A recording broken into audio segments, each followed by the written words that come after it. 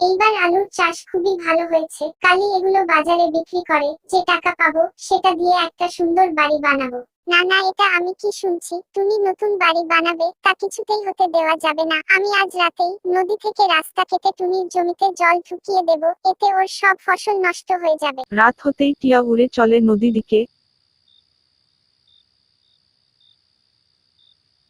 সেখান থেকে নালা কেটে টুনির জমিতে জল ঢুকিয়ে দেয়। সকালে টুনি তার জমিতে এসে দেখে তার সব ফসল নষ্ট হয়ে গেছে। টুনি কাঁদতে থাকে আর ভাবে জমিতে জল কিভাবে আসলো। সেদিন টুনি সারারাত ঘুমায় না। এমন সময় তার মাথায় একটি বুদ্ধি আসে। সে ঠিক করে ওই জমিতে সে ধানের বীজ বুনবে। যেমন ভাবা তেমন কাজ। পরের দিন সকালে টুনি সেখানে ধানের বীজ দেয়। কিছুদিন পরেই ধানের চারা জমিতে ভরে ওঠে। টিয়া এইবারও টুনির ফসল নষ্ট করার চেষ্টা করে, কিন্তু টুনি সতর্ক ছিল। সে সারারাত জমিতে পাহারা দিত। এইবার টিয়া অনেক চেষ্টা করেও ফসলের ক্ষতি করতে পারল না এবং আশা ছেড়ে দিল।